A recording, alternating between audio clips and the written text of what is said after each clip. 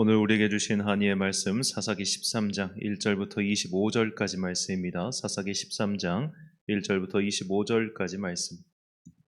이제 봉독하겠습니다. 한이의 말씀 경청하십시오.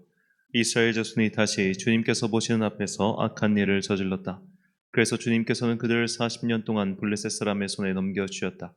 그때 소라 땅의 단지파의 가족 가운데 마노아라는 사람이 있었는데 그의 아내는 임신할 수 없어서 자식을 낳지 못하였다. 주님의 천사가 그 여인에게 나타나 말하였다. 보아라, 내가 지금까지는 임신할 수 없어서 아이를 낳지 못하였으나 이제는 임신하여 아들을 낳게 될 것이다. 그러므로 이제부터 조심하여 포도주나 독한 술을 마시지 말아라. 도정한 것은 어떤 것도 먹어서는 안 된다. 내가 임신하여 아들을 낳을 것인데 그 아이의 머리에 면도칼을 대어서는 안 된다. 그 아이는 모태에서부터 이미 하나님께 바쳐진 나실 사람이기 때문이다. 바로 그가 블레셋 사람의 손에서 이스라엘을 구하는 일을 시작할 것이다. 여인은 곧바로 남편에게 가서 말하였다.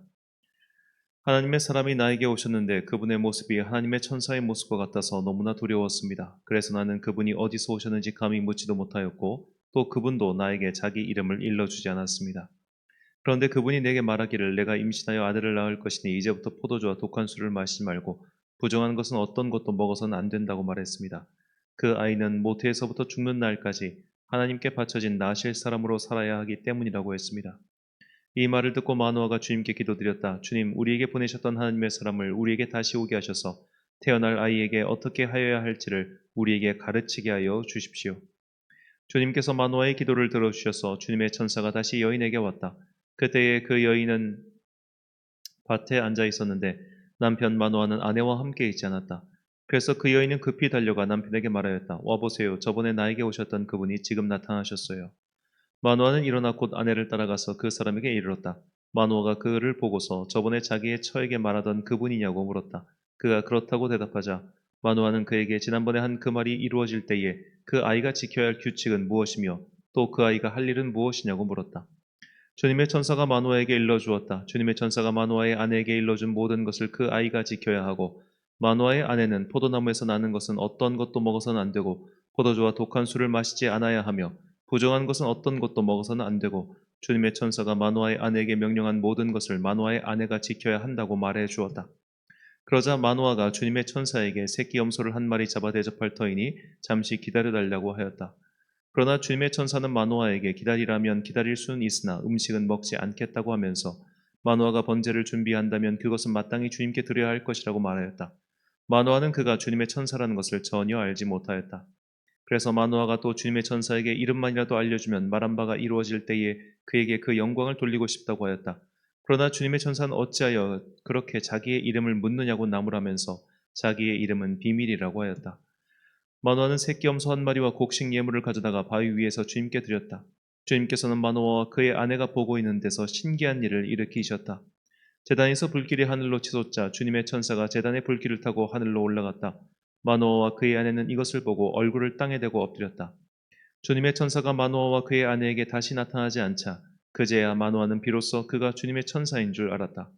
마노아는 아내에게 말하였다. 우리가 하나님을 보았으니 우리는 틀림없이 죽을 것이요. 그러자 그의 아내가 그에게 말하였다. 만일 주님께서 우리를 죽이려 하셨다면 우리의 손에서 번제물과 곡식 예물을 받지 않으셨을 것이며 또 우리에게 이런 모든 일을 보이거나 이런 말씀을 하시지도 않으셨을 것입니다. 그 여인이 아들을 낳고서 이름을 삼손이라고 하였다. 그 아이는 주님께서 내리시는 복을 받으면서 잘 자랐다. 그가 소라와 에스타롤 사이에 있는 마하네단에 있을 때에 주님의 영이 처음으로 그에게 내렸다. 아멘. 자식은 뜻대로 크지 않는다라는 제목으로 하나님의 말씀 선포하겠습니다.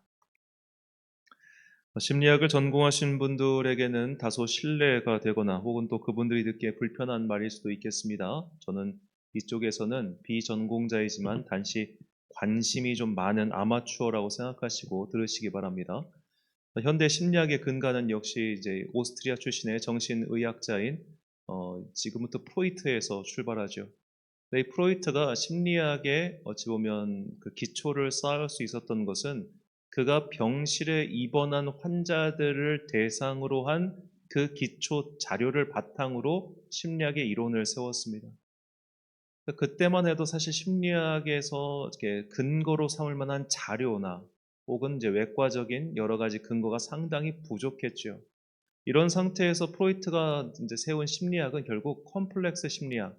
모든 사람에겐 다 컴플렉스 이런 것이 있는데 이 컴플렉스가 어디에서 오는가? 바로 부모와의 관계에서 형성된다. 그렇게 전제를 깔았습니다. 물론 이제 여러 가지 자료가 있긴 하지만 그 자료라고 하는 것이 100% 확실할 수 있는 자료도 아니었고 더구나 그가 임상으로 삼았던 사람들은 모두 다 환자 쪽에 가까웠기 때문에 항상 이제 프로이트를 좀 비판하는 쪽에서는 그가 처음부터 내세운 심리학의 근거 자체가 빈약하다 이렇게 말을 하는 사람도 있습니다. 여하튼 프로이트 심리학은 이렇게 부모와 자녀 사이에 있었던 여러 가지 일들이 자녀에게 콤플렉스나 혹은 나쁜 기억으로 남아가지고 그것이 자녀의 인생에 전반적인 영향을 크게 미친다는 말이었습니다. 물론 이것은 당연히 근거가 있습니다. 예를 들어 현대 범죄학에서 부모가 알코올 중독자이거나 부모에게서 폭행을 당한 기억이 있는 자녀 중에 무려 90% 이상이 폭행과 알코올 중독이 되물림되는 현상을 볼 수 있습니다. 자, 이렇기 때문에 부모 자녀 간에 있었던 여러 가지 일들이 자녀에게 영향을 미치고 그 자녀가 그렇게 어긋나게 된다고 하는 것은 사실 상식적인 선에서는 맞는 말입니다. 그것 자체가 틀렸다고 말할 수는 당연히 없겠죠. 하지만 우리가 분명히 알아야 될 것은 모든 사람이 다 그렇게 크지는 않는다는 겁니다. 좋은 부모가 있습니다. 어제 교회에서 목회자로서 있다 보면 보통 학교에 있는 분들, 교육 현장에 있는 분들은 자녀만 보고 부모는 가끔씩 보시잖아요. 근데 교회에서 교회 학교를 담당하는 교육자는 부모와 자녀를 함께 볼 수 있습니다. 오히려 더 부모와 더 깊은 교제를 나누면서 그 자녀를 보게 되는 경우도 많지요. 그러다 보면 이런 게 정말 많습니다. 부모는 참 좋아요. 근데 애가 이상해. 이것은 물론 훈육의 기술, 그러니까 교육적 테크닉이 부족해서 그런 것일 수도 있습니다.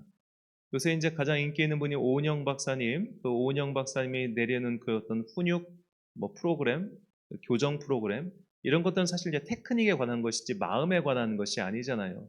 테크닉은 다 조금씩 부족할 수도 있기 때문에 누군가의 도움을 받아야 되는 것은 분명합니다. 제가 말씀드리고자 하는 것은 아무리 부모가 훌륭하고 인격적으로 괜찮고 때로는 실수가 있기는 하지만 그럼에도 불구하고 그 실수를 교정해 나가면서 자녀를 잘 키우려고 하는 사람이라고 할지라도 그 자녀의 인생은 그 자녀의 인생 목대로 어긋나거나 이상해지거나 혹은 바라지거나 그렇게 되더라는 거죠. 제가 만난 성도님 중 한 분은 정말로 아무리 봐도 참 훌륭하고 괜찮은 부모님이었습니다. 제가 지금까지 만난 소위 아빠 중에서는 가장 괜찮은 아빠였습니다. 그런데도 그 자녀가 엇나가는 걸 보면서 되게 좀 이상했어요. 저게 왜 저럴까? 물론 부부만의 그 가족만의 아주 긴밀한 무언가가 아주 깊숙한 무언가가 있었겠죠. 제가 미처 알지 못하는. 하지만 저는 그걸 보면서 부모가 아무리 신앙적으로 자녀를 열심히 키워도 그 자녀가 반드시 신앙 안에서 건강하게 자라는 건 아니구나라는 것을 봤습니다. 이것에 대한 아주 역사적으로 좋은 선례가 존 웨슬리예요. 존 웨슬리는 목사의 자녀로 태어나서 그의 어머니 수잔나가 정말 유명한 사람입니다. 심지어 존 웨슬리는 어머니와의 관계도 매우 좋았습니다. 어머니와의 관계도 좋았고 어릴 적부터 엄마가 하는 여러 가지 경건 훈련과 신앙적 훈련을 잘 받아왔습니다. 그는 목사가 된 이후에도 어머니와 관계가 좋았습니다. 그런데 사실 이 시간 다 설명할 수 없지만 웨슬리의 인생을 잘 살펴보면요. 그는 어머니의 부재를 갖고 살았던 사람입니다. 그래서 그가 이성관계에 항상 문제가 있었어요. 항상 어떤 결핍을 느껴야 됐고 채워지지 않은 갈증 같은 게 분명히 있었던 사람입니다. 자, 이런 식으로 아무리 내가 자녀를 열심히 잘 키워도 자녀의 인생은 자녀의 몫이라는 겁니다. 그가 잘 크고 그의 인생을 살아가는 것은 그의 몫이지 그것까지 부모가 다 어찌할 수는 없다는 거예요. 이것은 자녀의 입장에서도 마찬가지입니다. 나이 40이 넘으면 자기 얼굴에 책임을 지라. 이런 격언이 있죠. 뭐 여러 사람이 했다고 말을 하는데 마찬가지로 내가 이제 성인이 되었고 지긋이 나이를 먹었으면 언제까지 내가 이렇게 사는 것은 부모의 어떤 상처 때문이야. 부모가 나를 이렇게 해서 이런 것이야. 그런 핑계가 더 이상 통하지 않는다는 겁니다. 부모가 최선을 다해도 자녀가 엇나갈 수 있습니다. 반대로 자녀는 자녀의 인생, 자신의 인생을 살아가는 것이지 언제까지 부모에게 받은 그 상처와 아픔 때문에 계속 그 자리에 머물려고 하는 것은 결국 그가 인생의 핑계를 대고 있는 것에 불과하다는 겁니다. 자, 오늘 본문은 삼손의 탄생 이야기입니다. 이 성경 안에서 탄생 이야기가 있는 사람은 의외로 많지 않습니다. 구약 성경에서는 기껏해야 이제 뭐 이삭과 야곱 같은 경우는 이제 가족 이야기니까 차치하고 뭐 모세, 삼손, 사무엘 딱 이 정도예요. 하나님께서 태어나실 때부터 그에게 특별한 임무를 부여한 그런 사람들이 탄생 설화를 가지고 있는데 그 중에서도 삼손은 더욱 특별합니다. 삼손과 비슷한 탄생 설화를 가진 사람은 세례 요한과 예수님밖에 없습니다. 즉 일종의 수태고지를 받은 사람이 삼손이죠. 자, 그만큼 특별한 사람이었는데 천사가 그에게 수태고지를 주는데 이렇게 말합니다.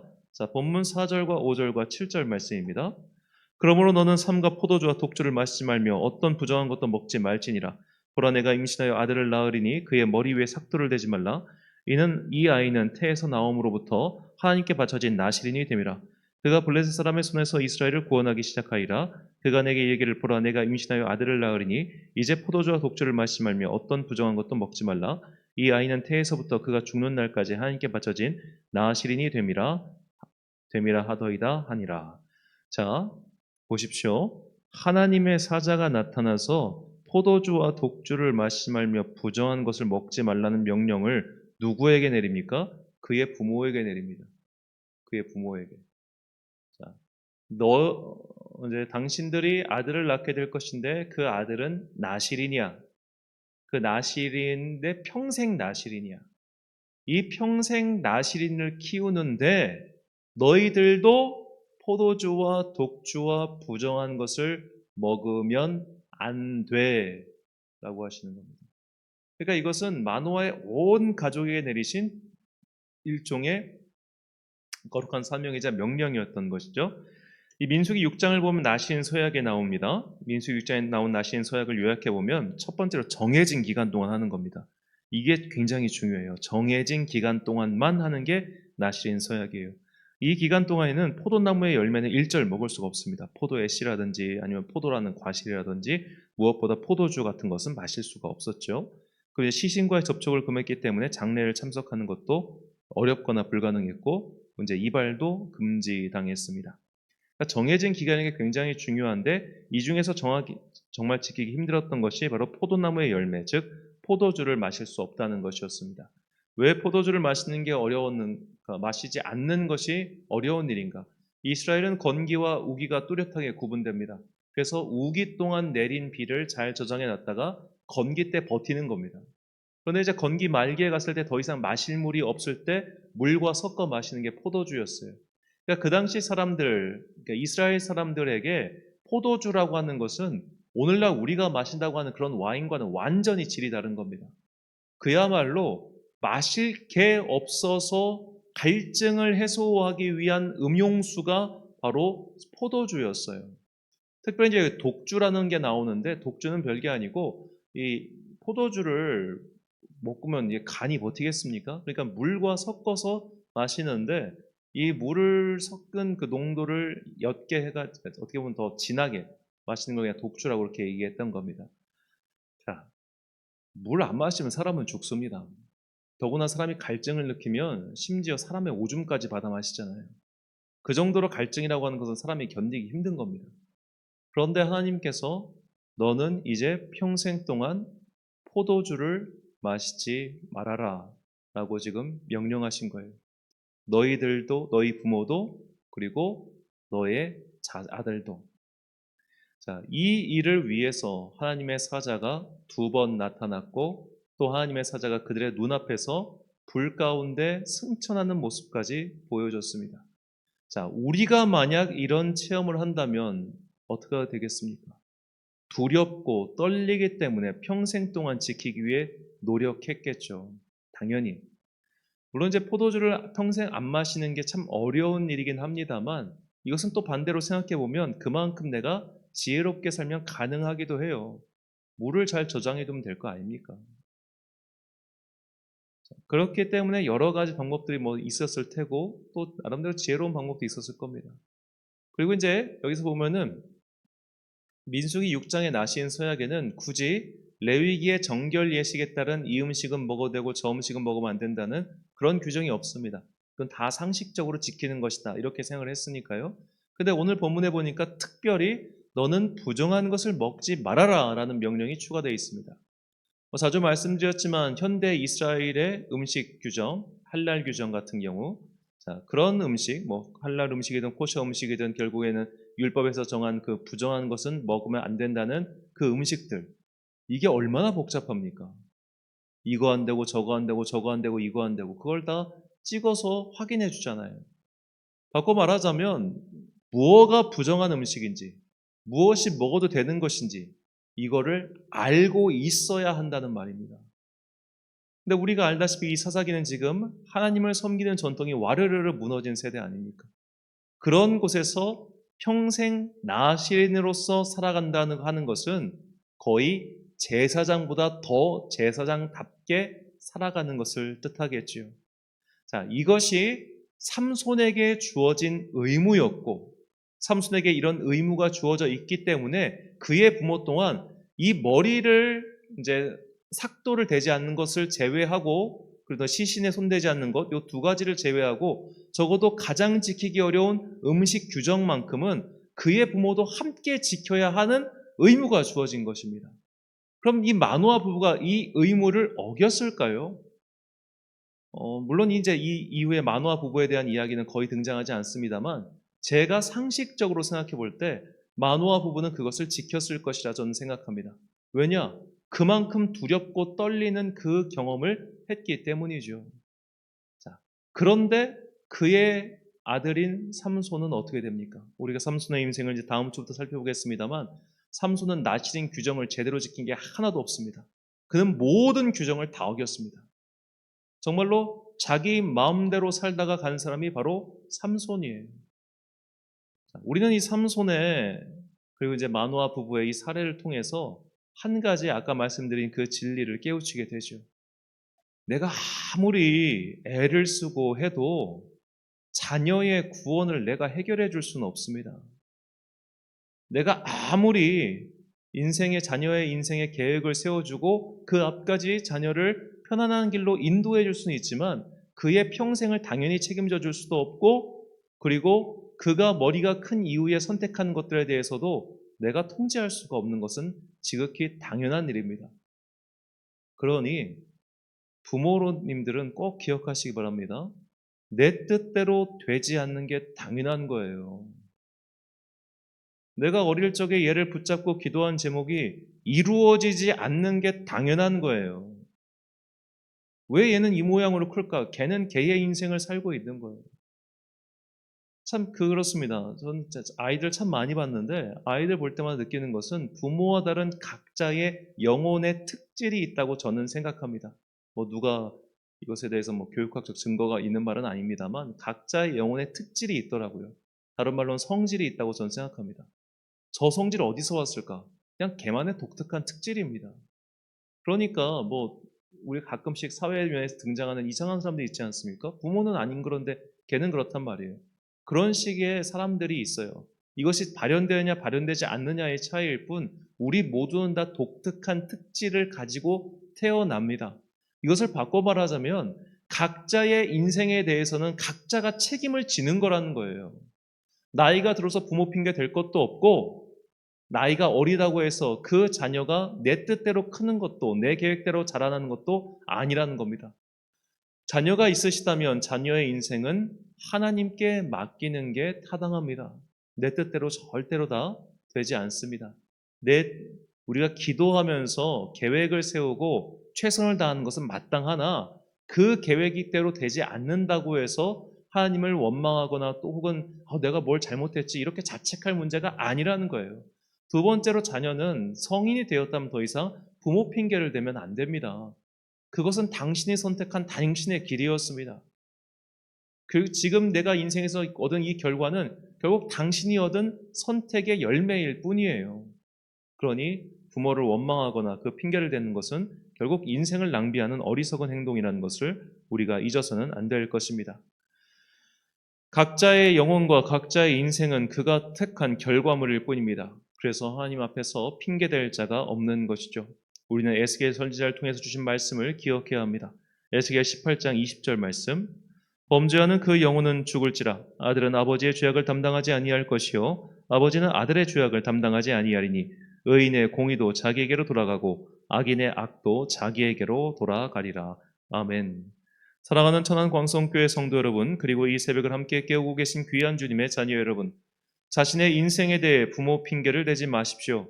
마흔이 넘었다면 지금 살고 있는 당신의 인생의 결과물은 당신이 선택한 것입니다. 자녀가 마지막까지 내 기대와 소망대로 커서 살아갈 것이라는 그런 허망한 기대도 하지 마십시오. 그들 또한 각자의 인생을 살아가게 될 것입니다. 우리는 각자의 인생에 대한 판결을 받게 될 것입니다. 세상의 법정에서는 내가 성장 과정에서 이런저런 문제가 있었다라는 식으로 회피하거나 감형 사유를 댈 수 있겠지만 하나님의 법정에서는 일개 사건 중심이 아니라 인생 전체를 보시기 때문에 그런 핑계가 통하지 않습니다. 자녀를 키우는 부모시라면 그 자녀의 인생을 주님께 맡기십시오. 과도한 통제와 훈육이 결코 그 자녀의 인생을 바르게 인도할 수 있는 충분 조건이 된다고 착각하지 마십시오. 이것은 일반적 교육이든 신앙교육이든 마찬가지입니다. 어릴 적부터 경건 훈련을 열심히 받은 자녀일수록 이상하게 일탈 행위를 할 때가 많습니다. 내 인생도 내 계획대로 되지 않았는데 결국 자식도 남이죠. 남인 자녀의 인생을 내 마음대로 계획하고 통제하고 이끌 수 있다는 것은 심각한 교만입니다. 우리는 각자 걸어온 인생에 대해서 하나님의 심판대 앞에 서게 될 것입니다. 부모와 자식의 관계든 형제 자매 관계든 우리는 다른 사람을 구원으로 인도할 만큼 대단한 존재가 아닙니다. 먼저 각자 자신의 인생에 대해 책임을 지기 위해 노력합시다. 내 손으로 누군가의 인생을 계획하고 설계할 수 있을 것이라는 생각은 교만에 불과하다는 것을 잊지 마시고 자녀의 인생은 그의 것이니 그의 앞날은 하나님께 맡기시고 내 앞에 놓여있는 구원을 향한 이 순례의 여정부터 바르게 걸어가는 하나님 나라의 백성들이 되시길 예수님의 이름으로 축원합니다. 기도하겠습니다. 사랑과 풍성하신 아버지 하나님, 우리는 때론 부모의 핑계를 대면서 내 인생이 여기까지 이렇게 된 것은 부모 탓이다라고 말하는 이들을 종종 보아옵니다. 또는 자녀를 키우면서 이 자녀의 인생 모든 길을 내가 계획하고 헬리콥터처럼 돌아다니면서 그의 처음부터 마지막까지를 설계하는 그런 습성이 있다는 것 또한 고백합니다. 주님, 내 아이의 인생이 결국 내가 선택한 결과물이듯이 자녀의 인생 또한 그가 선택한 결과에 따라 바뀌게 될 것을 우리는 사실 알고 있으나 외면하고 있었을 뿐임을 고백합니다. 이제 사람의 인생 앞에서 겸손하게 하나님의 주권을 인정하는 자 되게 하여 주옵소서. 자녀를 키우는 부모라면 이 자녀는 주님께서 나에게 잠시 맡겨두신 생명이며 나는 최선을 다하여 이 생명을 키울 뿐, 이 생명의 앞날은 주님과 그와의 사이에서 결정된다는 것을 믿고 기도하는 사람 되게 하여 주옵소서. 통제하고 다스리고 내 손아귀에 올려놓고 그런 마음들 이제는 다 버리게 하여 주옵소서. 나이가 많이 먹고도 아직도 부모에게서 받은 상처와 부모에게서 받은 여러 가지 때문에 괴로워하는 사람이 있습니까? 그 괴로움이 때로는 내 인생에 벌어진 모든 일들에 대한 분노와 원망을 부모에게 쏟으려고 하는 사람이 있습니까? 이제는 그런 핑계를 대지 않게 하여 주옵소서. 냉정하게 따져보면 내가 지금 이렇게 살고 있는 것은 내 부모 탓이 아니라 자신의 선택의 결과물이라는 것을 이제는 겸허하게 받아들일 수 있는 마음의 용기 또한 허락하여 주옵소서. 장마의 한 주간을 지나고 있습니다. 주님께서 특별히 장마 기간 동안 성도들의 삶과 또 그들의 일터와 건강을 지켜주시고 이 장마가 지나고 다시 무더위가 시작될 터인데 이 무더위 사이에 낮에 해를 막아주는 은혜의 구름 되어 주시옵소서. 한 주간의 업무를 마무리하는 금요일입니다. 오늘도 각자의 자리에서 그리고 이 자리에 모여 함께 기도할 때 하늘의 문을 여시고 우리의 기도를 들어 주옵소서. 오늘 하루도 참 좋으신 우리 주님의 은총과 평강이 모든 성도들과 함께 하시길 간절히 소망하오며 이 모든 말씀 우리 구주 예수 그리스도의 이름으로 기도드립니다. 아멘. 오늘의 기도 제목입니다. 지금까지 걸어온 인생 여정에서 남의 탓으로 돌릴 만한 것이 무엇입니까? 지긋한 성인이 되어서도 부모를 원망하고 있다면 그 마음을 잘 묵상해 보십시오. 혹 자녀가 있다면 자녀를 나의 계획과 통제대로 키울 수 있을 것이라는 미망에서 벗어나기 위해 기도하십시오. 오늘 주신 기도의 제목 가지고 기도와 묵상에 힘쓴 하루 되시길 바랍니다. 기도하겠습니다.